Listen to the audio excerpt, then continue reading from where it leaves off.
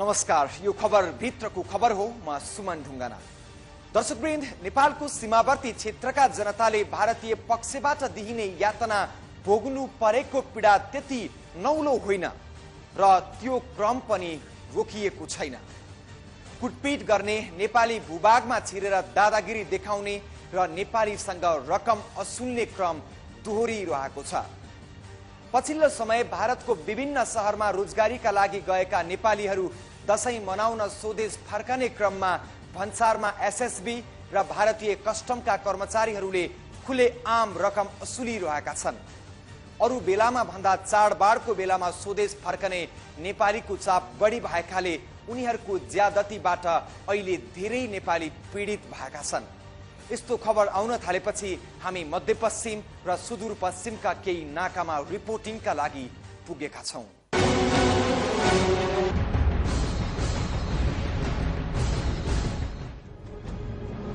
दर्शकवृन्द, हिन्दूहरूको महान पर्व बडा दशैंको माहौल छाइसकेको छ। वर्ष दिनको चाडमा सबै परिवार एक भई खुसी साथ दशैं मनाउने भन्दै परिवारबाट टाढा रहेकाहरू घर फर्किने क्रम सुरु भइसकेको छ। अझ रोजगारीका लागि छिमेकी मुलुक भारत र अन्य देश पुगेकाहरू दशैं मनाउन मात्रै भए पनि स्वदेश फर्किएका छन् र फर्किने क्रम जारी छ। पश्चिम नेपालको मुख्य नाका बाँकेको यो रूपडिया नाका दृश्यमा निकै भीडभाड देख्न सकिन्छ। ठुलो ठुलो भारी बोकेर अगाडि बढिरहेको भीड हाम्रै नेपाली दाजुभाइहरूको हो। रोजगारीको लागि भारतको विभिन्न शहरहरूमा पुगेकाहरू दशैं मनाउन घर फर्किरहेका छन्। बाँकेको रूपडिया नाका भएर विशेष गरी सल्यान, सुर्खेत, रोल्पा, रुकुम, दाङ, जाजरकोट, दैलेख लगायतका जनता स्वदेश फर्किने गर्छन्। अरू बेलामा भन्दा चाडबाडको बेलामा स्वदेश फर्कनेको संख्या निकै ठुलो छ। पराईको देशमा पसिना बगाएर वर्ष दिनको चाड मनाउन घर फर्किँदा पनि उनीहरूले निकै शास्ति खेप्नु पर्छ। भारतीय गुण्डा, एसएसबी का जवान र भारतीय कस्टमका कर्मचारीहरूले ठाउँ ठाउँमा रकम मागेर निकै शास्ति दिन्छन् हाम्रा नेपाली दाजुभाइहरूलाई। दर्शकबिन, नेपालकै ठूलो नाका मध्येको मध्य तथा सुदूरपश्चिमाञ्चलकै केन्द्रबिन्दु नेपालगञ्ज रूपडिया नाकाको जमुना हो यो। यस क्षेत्रबाट दैनिक 100 को संख्यामा मानिसहरू आवत जावत गर्छन्। नेपालमा रोजगारी नभएका कारण भारतीय मुलुकमा गएर कमाएर फर्किनेहरूको संख्या बढ्दो छ।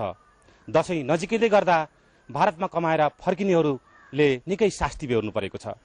बाटोमा कहीँ बसमा गुण्डा लगाएर पैसा असुल्छन् भने कहीँ भारतीय बैरेलमा प्रहरीहरूले 100 र 50 रुपियाँ असुल्ने गरेका छन्। यो क्रम जारी रहिरहँदा नेपाल सरकार भनी मौन बसेको छ। धनगढीसँग जोडिएको गौरी फन्टा र कञ्चनपुरसँग जोडिएको बनबासा नाका पनि सुदूरपश्चिमको बढी चहल पहल हुने नाका हो। चाडबाडको यो समयमा यी नाका भएर घर फर्कने नेपालीहरूको संख्या निकै धेरै छ। यसै विषयमा रिपोर्टिङ गर्न हामी गौरी फन्टा नाकासम्म पुगेका थियौं। दशैं मनाउन घर फर्केका नेपालीहरूको संख्या निकै ठुलो थियो, तर त्यहाँ पनि नेपालीहरू भारतीय कस्टमका कर्मचारीबाट लुटिने क्रम जारी थियो। दर्शकबिन, यति बेला हामी नेपाल भारत सीमा नाकासँग जोडिएको गौरीफन्टा भन्सार नाकामा छौँ। खास गरिकन भारत गएका नेपालीहरू यो भन्सार नाका हुँदै घर फर्किने गर्दछन्। उनीहरू बाटोमा मात्र लुटिँदैनन्, यो गौरीफन्टा नाकामा रहेका कस्टम कर्मचारीहरूद्वारा समेत दिनधाडै लुटिने गर्दछन्।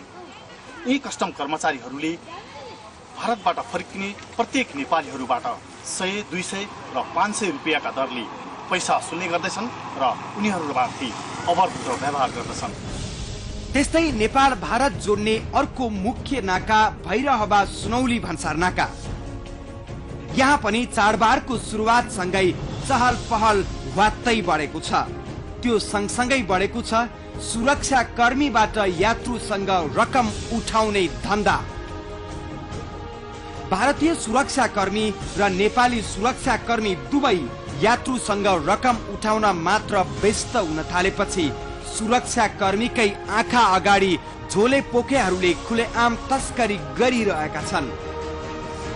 साइकल, रिक्सा र मोटरसाइकलमा सीमा पारीबाट माल सामान बिना रोकटोक नेपाल भित्रिरहेको छ। यसरी यस अघिका वर्षमा जस्तै यो वर्षमा पनि चाडबाडको मौकामा घर फर्केका नेपाली लुटिएका खबर आएका छन् र तस्करी पनि मौलाएको छ सीमा नाकामा। भारतमा पसिना बगाएर कमाएको केही रकम पनि स्वदेश फर्कदा भारतीय सुरक्षाकर्मी र कस्टमका कर्मचारीलाई ठाउँ ठाउँमा बुझाउनु पर्छ। यदि उनीहरूले भने जति रकम नदिए कुटपिट हुन्छ, सामान खोसिदिन्छन् उनीहरूले। पछिल्लो समय यस्ता घटनाले बढावा पाइराखेको छ, तर पनि सम्बन्धित निकायले कुनै पहल गरेको छैन। आफ्नो देश फर्कँदा पनि पीडित भएकाहरूको भनाइसहित उपस्थित हुनेछौँ विश्रामपछि। विगत लामो समयदेखि तपाईको सेवामा समर्पित नेपाल च्यानल्सको इजी प्याकेज। इजी प्याकेजका विशेषताहरू: नेपाली, हिन्दी र अंग्रेजी गरी 18 टिभी च्यानल्सहरू हेर्न सकिने, आइफोन, आइप्याड, स्मार्टफोन, कम्प्युटरबाट पनि हेर्न सकिने, मात्र 700 येन $7 नै उपलब्ध। तपाईको टेलिभिजनबाट हेर्नका लागि सेटअप बक्स किन्नु पर्ने, मात्र 700 येन। हजुर, अब मात्र 700 येन।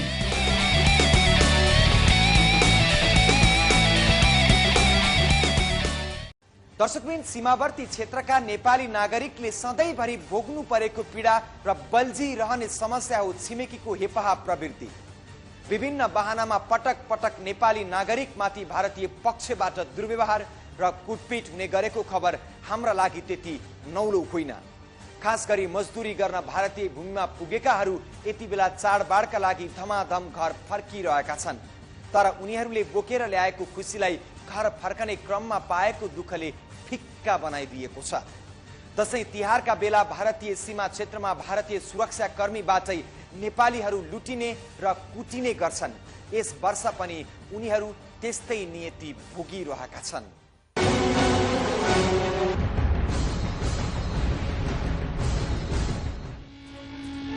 जब जब दशैं नजिकिन्छ तब तब नेपाल भारतको सीमा क्षेत्रमा चहल पहल बन्ने गर्छ। भारतका विभिन्न शहरमा मजदुरी गरी दशैं मनाउन घर फर्कनेहरूको भीड हेर्न लायक हुन्छ दशैंको आसपास। वर्षभरि अर्काको भूमिमा पसिना बगाएर परिवारको लागि खुसी बोकेर आएका यिनीहरूले थोरै खुसीको लागि धेरै दुःख भोग्नुपर्छ। भारतीय भूमिमा सहनुपर्ने व्यवहार त छँदैछ, आफूले कमाएको केही रुपैयाँ र केही कोसेली बोकेर घर फर्काँदै गर्दा सीमामा उतैका सुरक्षाकर्मी र कस्टम कर्मचारीबाट ठगिनुपर्छ यिनीहरूले। यस वर्ष पनि उही नियति दोहोरिएको छ। खास गरी मजदुरीका लागि नेपालगञ्ज नाका हुँदै छिमेकी मुलुक भारत जाने नेपालीको संख्या उल्लेख्य छ र नेपालगञ्ज नाकामा लुटिनेहरूको संख्या पनि धेरै छ।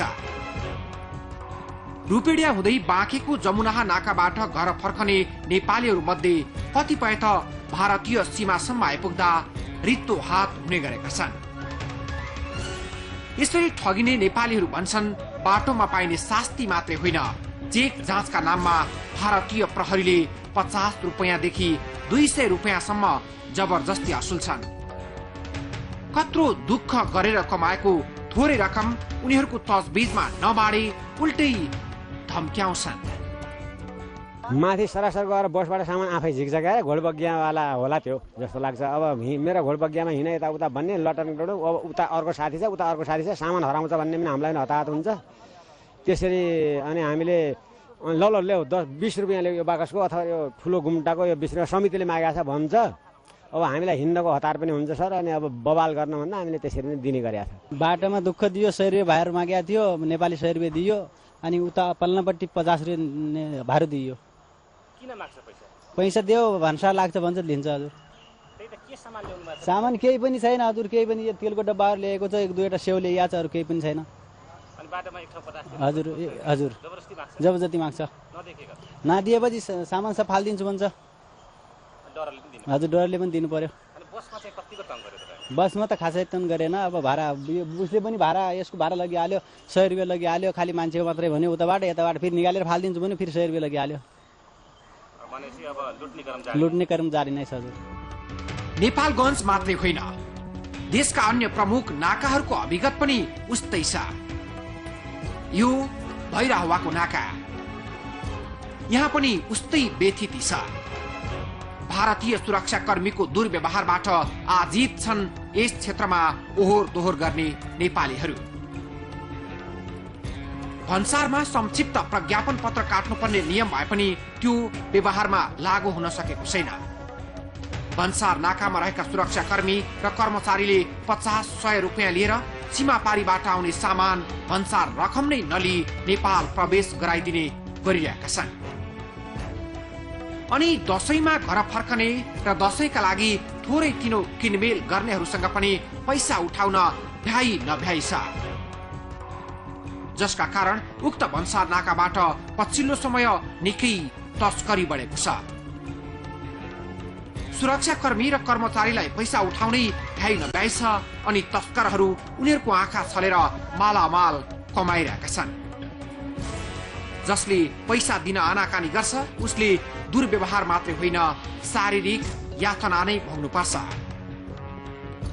पैसा दिन नमान्दा यी चालकले भोग्नु परेको पीडा हेर्नुहोस्।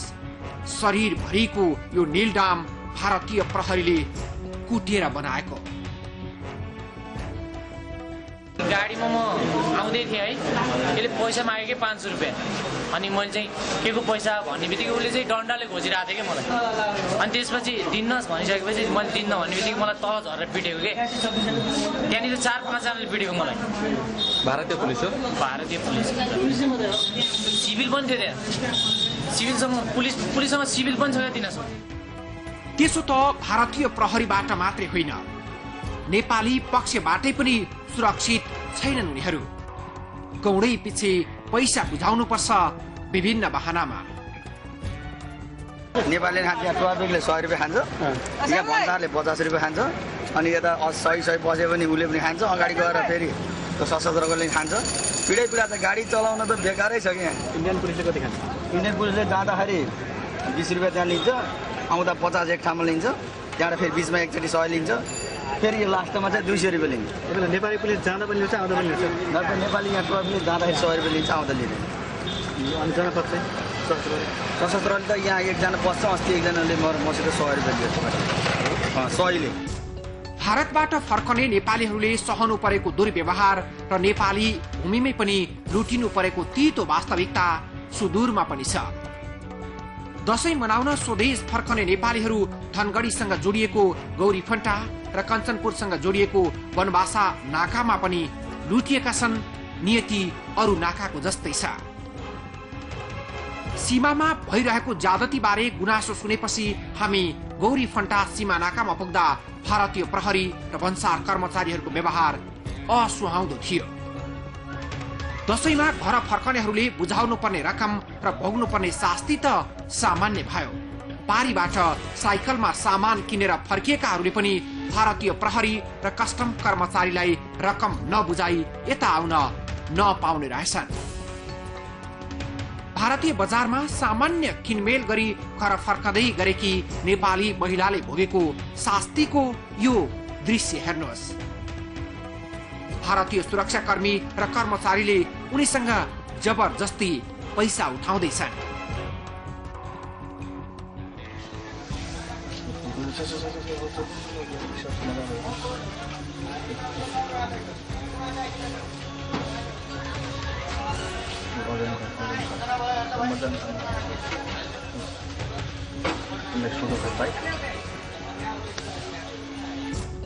यी त हाम्रो क्यामेरामा कैद भएका प्रतिनिधि उदाहरण मात्रै हुन्।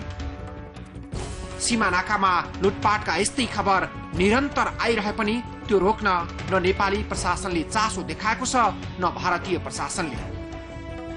खुला सिमाना भएकै कारण बेहिसाब लाखौंको संख्यामा रोजगारीका लागि नेपालीहरू भारतका विभिन्न स्थानमा जाने गरेका छन्। तर नेपाल सरकारले सीमा क्षेत्रलाई व्यवस्थित गर्न ध्यान नदिँदा र भारतीय प्रहरीको हेपाहा प्रवृत्तिका कारण नेपालीहरूले भने सधैँ यस्तै दुर्व्यवहार सही रहनु परेको छ। देशमा व्याप्त बेरोजगारी र राजनीतिक अस्थिरताका कारण नेपालीहरू विदेशिन बाध्य छन् अनि कमाईका लागि तेस्रो मुलुक जान नसक्ने र भारत सहज मुलुक भएकाले हजारौं नेपाली भारतका विभिन्न स्थानमा मजदुरी गरिरहेका छन्। तर मित्र राष्ट्र मानिएको भारत र सीमा सुरक्षामा बसेका सुरक्षाकर्मीको यस्तो नीच व्यवहारले आजित बनाएको छ उनीहरूलाई। निरन्तर दोहोरिरहेको यस्तो समस्याबारे नेपाली प्रशासनको भनाइसहित उपस्थित हुनेछौं विश्रामपछि।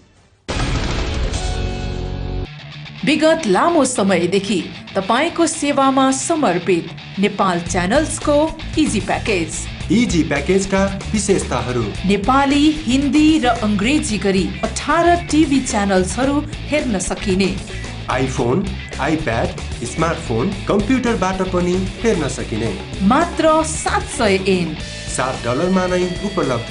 तपाईको टेलिभिजनबाट हेर्नका लागि सेटअप बक्स किन्नु पर्ने, मात्र 700 एन। हजुर, अब मात्र 700 एन।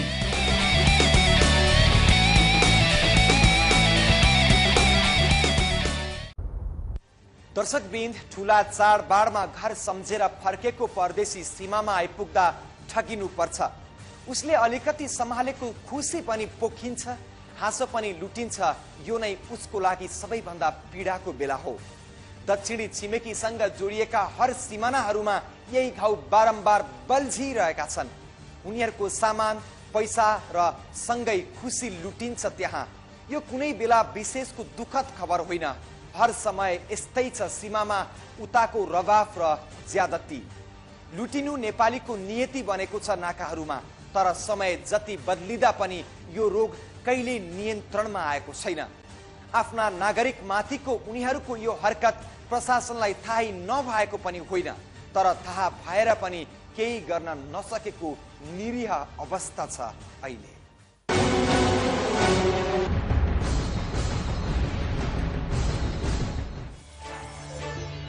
धनगढीसँग जोडिएको गौरीफन्टा, कञ्चनपुरसँग जोडिएको बनबासा, रूपन्देहीसँग जोडिएको सुनौली नाका मात्र होइन, भारतसँग सीमा जोडिएका हरेक क्षेत्रमा पारिपट्टिको मनोमानी र हेपाहा प्रवृत्ति उस्तै छ। यो हिजो आजको समस्या मात्र होइन, वर्षौंदेखिको समस्या हो। अहिले चाडबाडको बेला छ, त्यसैले भारतबाट घर फिर्ने नेपालीको लहरको छ र त्यही लहरको लुट्ने लस्करको बिगबिगी छ सिमानामा, जो उताका अधिकारीहरू हुन्। नेपाल भित्रिने हरेक नाकामा ज्यादती उस्तै हो, तर बाँकेको जमुनाहा नाकामा तुलनात्मक रूपमा अलि बढी हुने गुनासो आउँछ। सीमा क्षेत्रमा प्रहरी र प्रशासन कमजोर छ र त हर समय नेपालीहरू शास्ति भोगिरहनु पर्छ। अहिले मात्रै होइन कि योभन्दा करिब करिब महिना दिन 15 दिन अगाडिदेखि नै हामीलाई चाहिँ यस्ता विषयमा जानकारी भयो र खास गरी चाहिँ नि केही चाहिँ औषधि खुवाएर, केही चाहिँ पकेट मारिएर, केही चाहिँ गाली गरेर, अलिक केही हप्काएर चाहिँ पैसा लुटेको जस्तो देखियो र त्यो भइसकेपछि हामीले चाहिँ नि सशस्त्र प्रहरीको पारीको काउन्टर पार्ट, प्रहरीको त्यस्तै पारीको काउन्टर पार्ट र यहाँ भन्सार कार्यालयको पनि पारीको काउन्टर पार्टसँग कुराहरू पनि गर्न लगायौँ र सँगसँगै हामीले एउटा थप के गर्यौँ भने एउटा सिभिल प्रहरी, सिभिल व्यक्तिहरूलाई पनि त्यहाँ पारीको बस अड्डासम्म पनि परिचालित गरेर त्यस्ता घटनाहरूको सम्बन्धमा जानकारी लिने, रिपोर्ट गरिदिने, त्यस्ता व्यक्तिहरूलाई सहयोग गरिदिने किसिमले चाहिँ कुरा सुरु गरिसकेका छौँ। सीमा क्षेत्रमा हुने ज्यादती र त्यसको व्यथा सहने नागरिकको पीडा प्रशासनलाई सबै थाहा छ, तर त्यो नियन्त्रण गर्न सकेको छैन। एक केन्द्रले नै उठान गर्नुपर्ने कुरा स्थानीय प्रशासनको पहलमा त्यति प्रभावकारी हुँदैन। त्यसमाथि बलियो छिमेकको हैकमका अघि हाम्रो प्रशासन निरीह जस्तै देखिन्छ।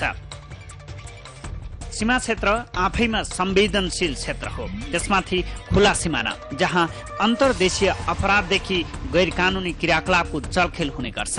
तर क्षेत्रको संवेदनशीलता हेरेर प्रबन्ध बलियो नहुँदा यस्ता क्रियाकलाप दोहोरिरहन्छन्। प्रशासनसँग उत्तर माग्दा उनीहरू स्थानीय स्तरमा छिमेकी अधिकारीहरूसँग बारम्बार छलफल र बहस भइरहने बताउँछन्।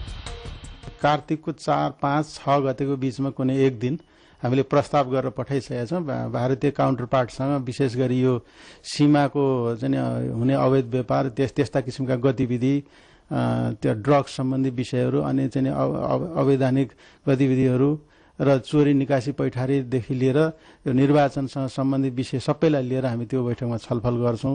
यी विषयहरूलाई चाहिँ पटक पटक राख्नुपर्ने हो।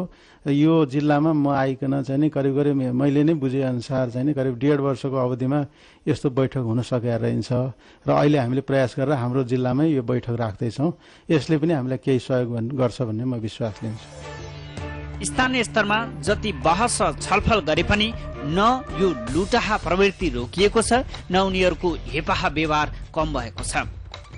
अघि पछि फाटफुट मात्रामा हुने आउन जाउनमा पनि लुट्ने क्रम र शैली यही नै हो, तर खास चर्चामा आउँदैन। चाडबाडको बेला ठूलो संख्यामा नेपालीहरूको आउने क्रम हुँदा कुरा बाहिर आउने गर्छ। घटना बाहिर त आउँछ, तर त्यसको नियन्त्रण गर्ने कुनै प्रभावकारी पहल हुँदैन। नागरिकको सुरक्षा चासोबारे प्रशासन यति कमजोर र गैर जिम्मेवार जवाब दिन्छ। उनीहरूकै भाषामा उनीहरू पल्लोपट्टिसँग केवल अनुरोधक मात्रै हुन्। प्रहरी सशस्त्र सबैलाई विशेष निर्देशन पनि दिएको अवस्था छ र अहिले हाम्रो यो पाटोपट्टि समस्या होइन, पारिपट्टिको समस्याको सम्बन्धमा हामीले अनुरोध मात्रै गर्न सक्ने, अरू कुराहरू गर्न नसक्ने अवस्था भयो र हामीले यतापट्टि चाहिँ एउटा हाम्रो काउन्टर पार्टसँग मिटिङमा कुरा राख्छौँ र नेपाल सरकारलाई पनि एउटा राष्ट्रिय रूपमा पनि यो मुद्दाहरू उठाइदिनुपर्छ भन्ने हामीले राखेका छौँ। यहाँहरूले भर्खरै सुन्नुभयो होला, भैरवाको कुरो, महेन्द्रनगर कुरोहरू पनि सुनिराख्नु भयो होला। यी सबै कुराहरू हामीले चाहिँ आफ्नो क्षेत्रबाट उठाएर पठाउँछौँ। कुरा दशैं तिहारको वा कुनै चाडबाडको मात्रै होइन। सीमा क्षेत्र हर समय चनाखो र शक्तिशाली हुन जरुरी छ। त्यसका लागि स्थानीय प्रशासनको पहल मात्रैले कुनै सुधार हुन देखिँदैन। त्यसैले केन्द्र वा सरकार नै नागरिकका यस्ता गम्भीर बल्झिरहने दुखाइहरूप्रति जिम्मेवार हुन जरुरी छ। दर्शकवृन्द, समस्या नौलो होइन, आम सर्वसाधारणदेखि प्रशासनको महत्त्वपूर्ण जिम्मेवार समारेर बसेका सबैलाई थाहा छ यो नियतिको बारेमा। व्यतिथि यस पटकको या एक वर्षको मात्रै पनि होइन, निरन्तर दोहोरिरहेको छ र पनि किन समाधान हुन सकेको छैन समस्या? किन प्रहरी प्रशासनको चासोको विषय बन्न सकेको छैन यो गम्भीर विषय? कहिलेसम्म यस्तो दुर्व्यवहार, हेपाई र चेपाई सहने? सत्तामा रहेर केन्द्रमा रमाइरहेकाहरूलाई त यो समस्या सामान्य लाग्ला, तर यससँग लाखौं नागरिकको पसिनाको मूल्य जोडिएको छ, लाखौं नेपालीको आत्मसम्मान जोडिएको छ। त्यसैले फेरि यस्तो समस्या नबल्झने गरी सरकारी तवरबाटै र कूटनीतिक तवरबाटै समस्या समाधान हुन सकोस्। अवस्था नेपालगञ्ज, बुटवल र धनगढी ब्युरोको सहयोगमा तयार आजको खबर भित्रको खबर यति नै। भोलि नयाँ विषयका साथ उपस्थित हुनेछौँ। खबर भित्रको खबरको लागि हेर्दै रहनुहोला एभ न्यूज टेलिभिजन।